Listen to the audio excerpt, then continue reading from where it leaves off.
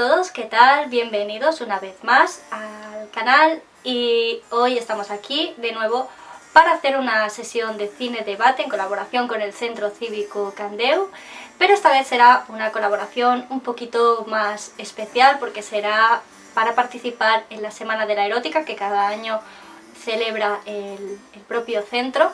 Así que aquí estamos de nuevo, el doctor Jorge Rodríguez Ariza y yo, para hablaros de una nueva película. Como decíamos, hoy vamos a seguir un poco con la dinámica de cine debate, solo que con una temática un poco más especial, más dedicada a la reflexión sobre la sensualidad y sobre el deseo, y para ello vamos a hablar de la última película de Albert Serra, que es Liberté.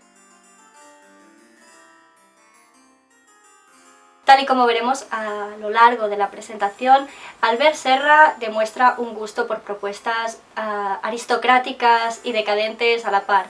Esto ya le viene de lejos, como podemos comprobar, por ejemplo, en su obra anterior a esta, a Liberté, que fue La muerte de Luis XIV.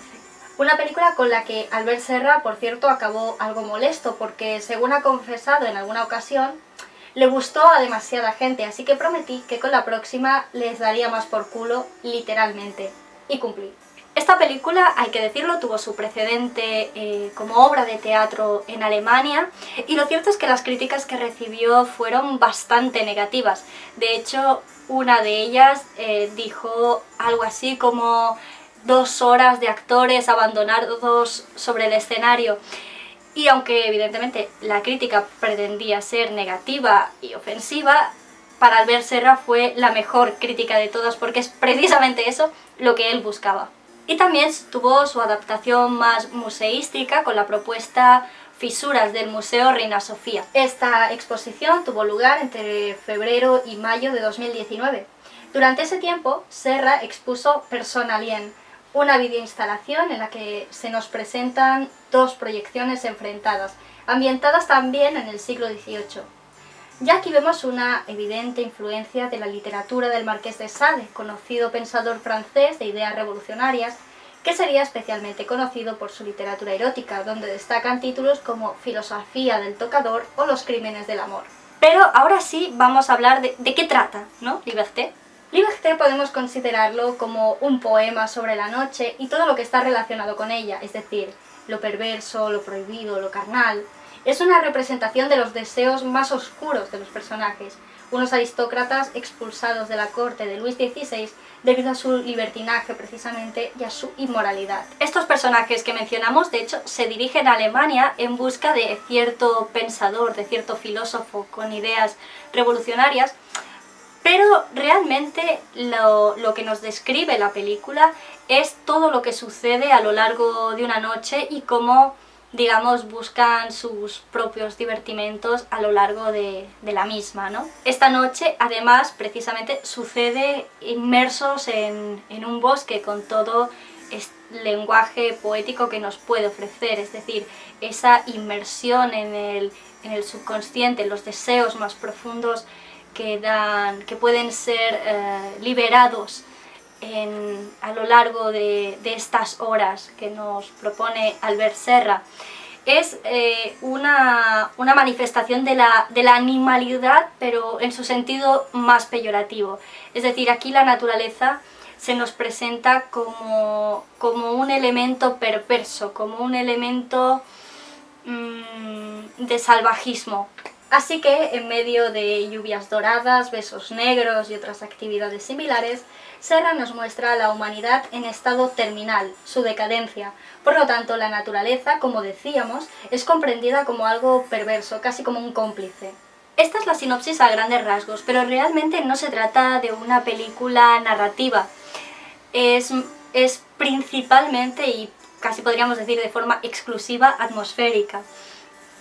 El propio Albert Serra no tenía ninguna intención de tener una narración su película. De hecho, sus personajes incluso pueden considerarse que están atrapados en ese bosque. Y esto tal vez nos pueda recordar, por ejemplo, a otras propuestas anteriores, como El ángel exterminador de Buñuel, donde los personajes también parecen estar atrapados. Esta atmósfera se lleva a cabo a través de imágenes bellísimas, muy pictóricas y con un evidente bagaje por parte de Serra. Sin embargo, por extraño que nos parezca, a pesar de esta imagen aparentemente, tal vez como fachada, delicada, refinada, ¿no? Vemos en los vestidos, lo vemos en el carruaje, dista mucho de al final generar una atmósfera precisamente como tal, una atmósfera aristocrática. Al contrario, como decíamos, es una oda a la decadencia humana. De hecho, ya lo afirma Albert Serra en algunas entrevistas. Hay un envoltorio aparente rococó, casi barroco, muy estetizante, decorativo, pero ese envoltorio se desarma, se destruye poco a poco, hasta que se impone la crudeza. Bien, pues esto que comentabas ahora de la crudeza, ¿no? Citando un poco las reflexiones de Albert Serra, es muy pertinente para hablar del rococó, porque el rococó es justamente todo lo contrario a la crudeza. Es decir, que en su película se desarma el rococó, esa atmósfera, esa cultura del rococó que hay de forma natural para estos aristócratas, se desarma en la animalidad del bosque precisamente, ¿no? Pero bueno, estamos hablando del rococó y quizá algunos espectadores u oyentes no saben exactamente qué es el rococó. De hecho, hoy día lo usamos cuando algo es muy sobrecargado, decimos, uy, esto es muy rococó, ¿no? Incluso cuando es muy kitsch. O cuando es muy kitsch, decimos, es rococó. Pues sí, un poco de eso hay detrás, ¿no? Y hay que explicarlo. El rococó a veces se nos ha presentado como si fuera la fase final del barroco, y no es así realmente. O sea, sí que es un canto de cisne de un tiempo, sí que es un canto de cisne de una época aristocrática, de una época en la que la nobleza es la que domina, ¿no? El paisaje cultural, pero no es el barroco llevado a sus máximas consecuencias, porque el barroco, en primer lugar, es muy cortesano, es muy teatral, es muy institucional, es muy religioso, es muy moral en algunas cosas, y en cambio el rococó es otra cosa. Queda como fuera incluso del corsé de la corte. Es más la vida íntima, es más la vida cotidiana de una aristocracia que sabe que se le está acabando el modo de vida, ¿no? Se desarrolla, si queremos poner fechas, que a veces va muy bien, a partir de 1730 y hasta 1760, sería el periodo de esplendor del rococó. Hay que decir que esta gente no decía, un pintor rococó no decía, voy a hacer una pintura rococó, sino que lo que hacía era investigar nuevas vías, ¿no? Y esto luego se le llamó rococó. Pero se lo pusieron los enemigos del rococó. Sí, es verdad, claro, era peyorativo. Era un término, igual que barroco es un término peyorativo, pues rococó igual. De hecho, parece que es un juego de palabras que hizo un discípulo de Jacques-Louis David, que es la eminencia más grande de neoclasicismo, pues su discípulo haciendo un juego entre la idea de la rocaille, ¿no? La rocalla, sí, y los moluscos, y bueno, diciendo que esta pintura que está llena de pedrotes, de plantas, de algas, de gambas, de cosas marinas, ¿no? Sí. Claro, lo decían broma, pero había un punto que era verdad, porque el rococó busca ser muy orgánico, busca hacer más elegante la naturaleza que ya existe, ¿no? Entonces, ¿qué ocurre? Que de ahí sale la palabra rococó, como de rocalla, como de moluscos, como de... Sí. Pues moluscos coquina, ¿no? La coquín. Sí. Barrocoquín, bueno, es un juego de palabras, ¿no? Sí. Pues bien, este juego de palabras que tiene un nombre peyorativo acabó siendo un estilo artístico en el siglo XIX. Ya la pintura que va del año 1730 a 1760 y que no es neoclásica, pues le llamaremos rococó, pero ya no como algo peyorativo, ¿no? En definitiva, para distinguir una pintura rococó de otras producciones artísticas, hay que señalar que es una pintura muy sensual, muy apastelada, incluso sí, muy atmosférica, y la obra de Serra va un poquito por ahí, sí, es muy atmosférica, pero sobre todo lo que nos muestra son temas concretos, son temas hedonistas, es la vida ociosa de una clase aristocrática que sabe que se le está acabando un poco ya, como decíamos antes, el dominio sobre la cultura, ¿no?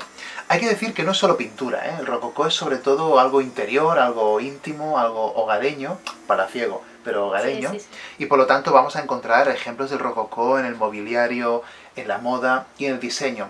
Con esto quiero decir que no hay muchos ejemplos de rococó arquitectónico o monumentos escultóricos grandes, rococós. Claro que hay alguna iglesia por Baviera que es rococó, pero en general es un arte que se presta a los interiores domésticos y que si tuviéramos que decir quién empieza con esta movida del rococó, quién se preocupa por el arte, por el buen gusto, por la cosa íntima, por el detalle, pues quizá Madame de Pompadour sería una de las grandes personalidades catalizadoras del rococó, porque ella hace que las clases benestantes de París se preocupen también por esta vida interior llena de esteticismo, ¿no? Aunque cuidado, no es algo propio de Francia, ¿eh? Hemos dicho que nace allí, pero en Baviera, como hemos dicho, en fin, Austria, Alemania, la Bohemia, hay muchos ejemplos de rococó, y después en Italia, en Sicilia, Nápoles. Por lo tanto, es un arte internacional que nace en Francia, pero que va dirigido solo a las clases aristocráticas. Y como todo estilo, como toda tendencia, el rococó se va diluyendo poco a poco conforme avanza el neoclasicismo, ¿no? Un arte al servicio de otras ideas, ¿no? Un arte más acorde con la revolución, con la recuperación de la nobleza y la línea clásica, inventada completamente, no era una cosa arqueologista real, era me invento la antigüedad a mi manera, ¿no? Pero digamos que gracias a autores como Voltaire y gente de esta cuerda, pues empiezan a criticar, digamos, la superficialidad, ¿no? Que tiene el arte, la aparente superficialidad por lo menos, ¿no? Que tiene el rococó, y se impone por fin el neoclasicismo. Pero incluso hoy día se habla de rococó, y hay algo interesante, y es que en Bellas Artes, a veces cuando nos referimos al kitsch, le llaman rococó. No es cierto, pero se entiende un poco, porque hay unas líneas ahí que se cruzan entre estas dos tendencias, ¿no? Pero bueno, son temas que se escapan del marco de nuestra charla de hoy. Sí, no, es cierto, es que daría para otro tema. Demasiado. Claro, como tú dices, este gusto exquisito, este preciosismo, sí que es verdad que se puede admirar en los paisajes, en las atmósferas que nos crea Albert Serra, en su trato de la luz, que es magistral, ¿no? Tal vez como pequeña crítica podríamos decir que tal vez está demasiado autocomplacido de su propio hallazgo, ¿no? en estas imágenes. Y eso pues a veces puede hacer que incluso le prestes menos atención a su belleza, porque puede haber un punto de hartazgo. De hecho, hay otro director de cine, Rodrigo Cortés, que precisamente estaba hablando de otros temas, pero dijo algo que es interesante y que dijo que cuando alguien, un director, encuentra un plano, lo que él llamó plano pintón, ¿no? Es decir, un plano que da gusto de verse, quedarse ahí a vivir en ese plano le resta, no lo hace más rico, porque precisamente incluso puede dar la sensación como de acomplejado. Ya, como que te sientes seguro en ese sitio. Exacto. Y no vaya a ser que haga otra cosa que no quede igual de bien, y como sé que esto está bien, lo sobreexpongo, ¿no? Claro, ahora que he encontrado esto, hoy que ha venido la grúa, pues aprovecho, ¿no? Y me quedo ahí a dormir. Ya. Pero bueno, es una pequeña crítica que había que hacer. Y bueno, un poco siguiendo con lo que tú decías, ¿no? Esta idea de la fiesta galante o de la honnêteté, que bueno, tú nos hablarás mejor y más ahora. Pero, o sea, se nota mucho que Albert Serra tiene mucha conciencia de ello. Lo que pasa es que lo manifiesta de una forma, digámoslo, descarnada, cruda, bruta si se quiere, ¿no? A pesar de este envoltorio tan delicado, tan bien hilado, ¿no? Con estas atmósferas. Y claro, eso hace que la película, a pesar de ser muy del 18, diste mucho de las obras o de esa melancolía que podemos encontrar, por ejemplo, en cuadros como Watteau, pienso, ¿no? Sí. Donde todo eso pues se manifiesta de otra manera, dejémoslo ahí. De hecho, en ese sentido, Serra es mucho más, lo que decíamos, mucho más descarnado. Bueno, en su habitual modestia, asegura que, de hecho, no existe una película más intensa que esta.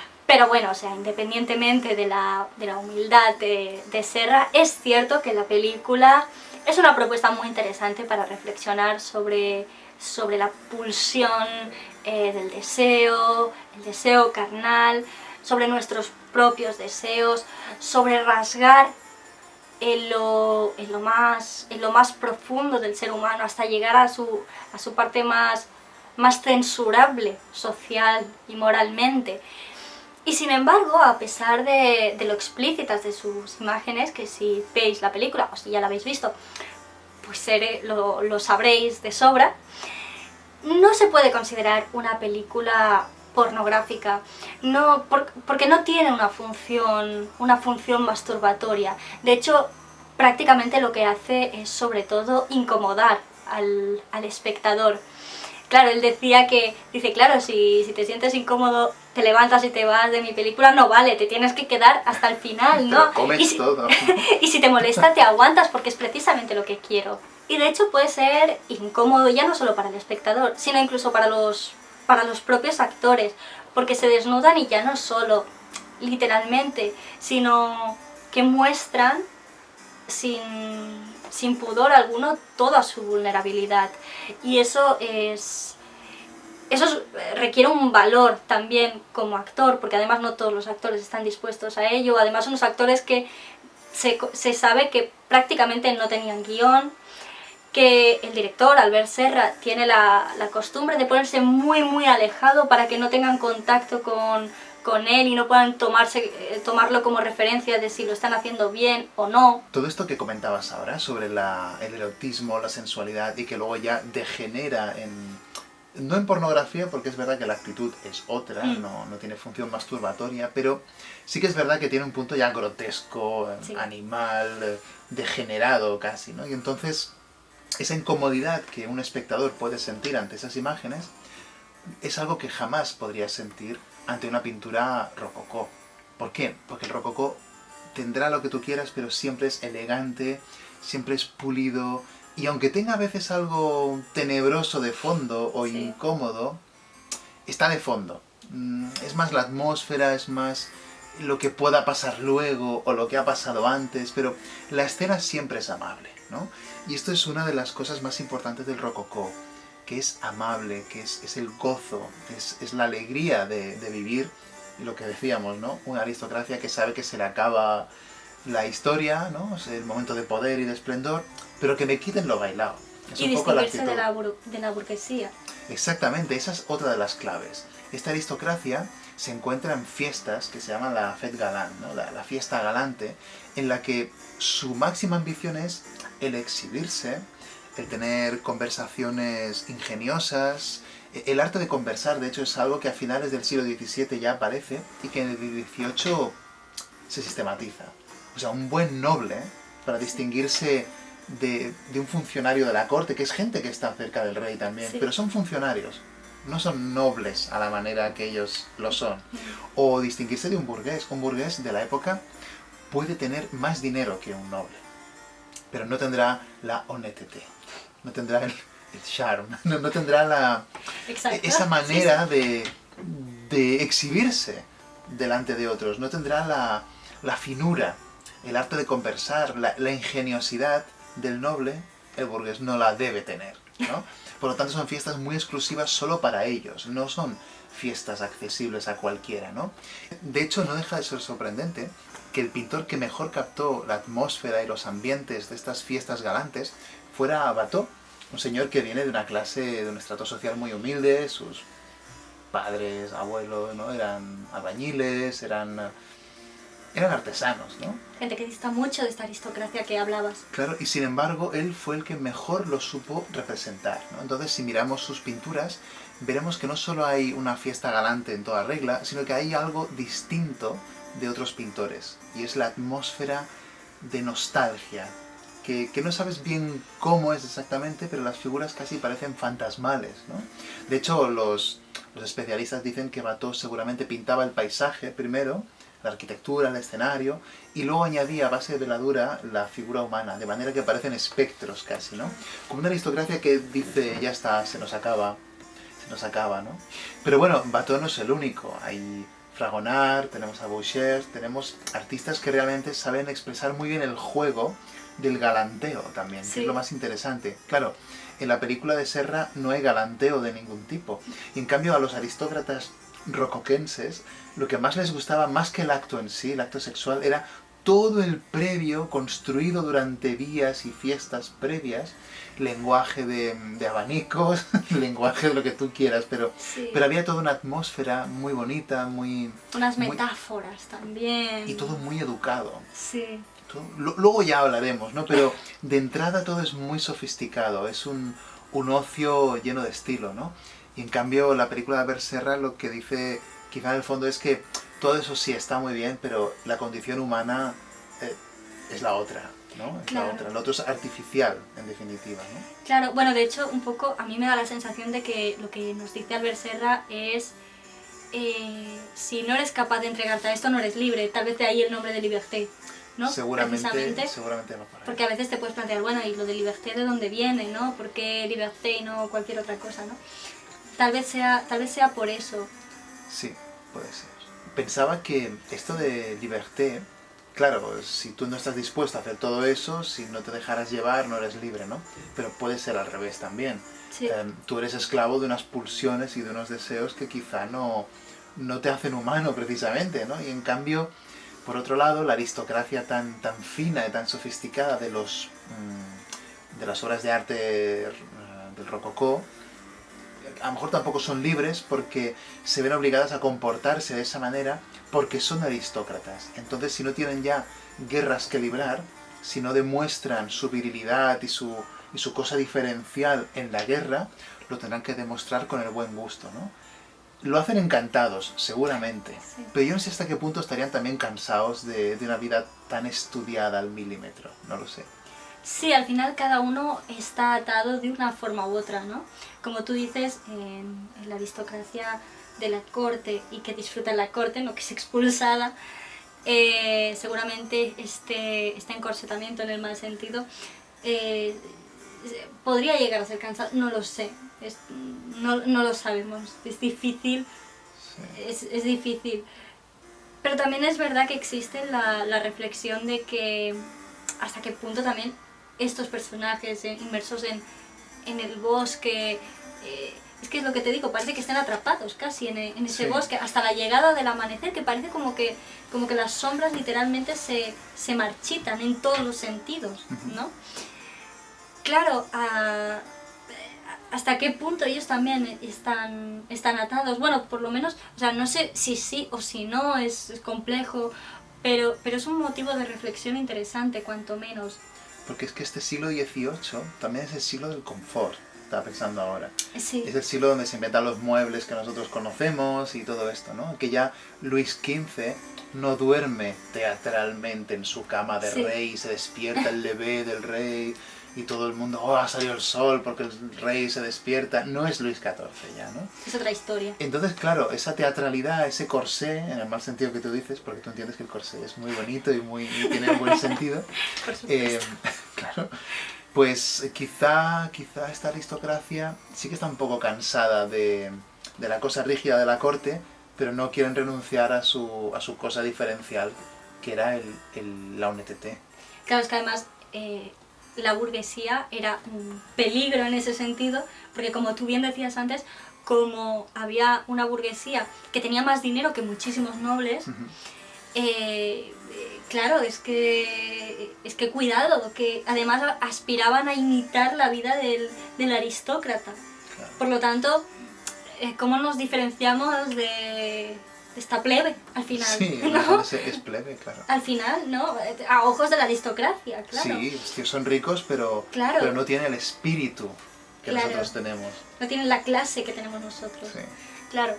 Bueno, la película a nivel de crítica, público, el público tal vez estaba más dividido, pero la crítica en general yo creo que fue bastante favorable con Albert Serra y con su película, así que no sabemos hasta qué punto tal vez esté satisfecho o no. Estaba pensando eso, a lo mejor no le hace ninguna gracia que a la gente le gusta. Está así, sí, claro.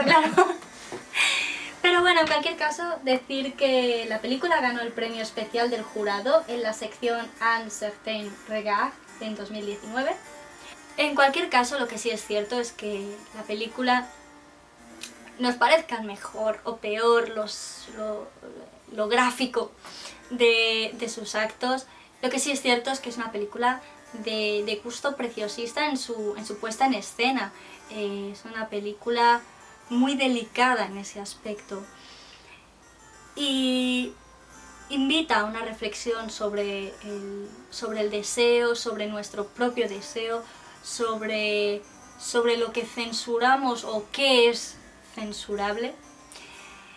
Y en definitiva, una cosa que tú comentabas antes, ¿no?, de esta aristocracia que intuye un cierto fin, de que un tiempo se acaba, ¿no? Pues tal vez pueda ser también otra invitación de forma más o menos directa o más o menos voluntaria, ¿o no?, del director sobre nuestro propio tiempo que estamos viviendo. No sé. Se parece un poco. Sí. Hay un canto de cisne de algo, ¿no? Sí. Y se intuye algo parecido. Sí. O no sé. En cualquier caso, ahí lo dejamos. Y nada, esperemos que os haya gustado esta propuesta. Gracias de nuevo al Centro Candeo por la posibilidad de ofrecer este tipo de contenido. Gracias a Jorge por aceptar hacer esta presentación. No, gracias a ti por invitarme, por haber ejercido el 18esco rol de Salonier. Y encantado. Y con vosotros pues nos vemos muy pronto y hasta entonces. Adiós. Adiós.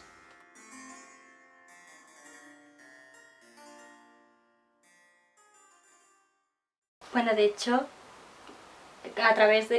utilizando las medidas del culo de Pompadour, se hizo la forma del váter, incluso la que se tiene hoy en día también, se ha mantenido hasta hoy. Su culo es canónico, efectivamente. Porque de hecho el kitsch es un arte muy pop, muy popular, muy para todo el mundo, ¿no? Y el rococó puede ser lo que quieras, pero no tiene nada. Es aristocrático, claro, no puede ser pop. Es elitista. Totalmente. Claro.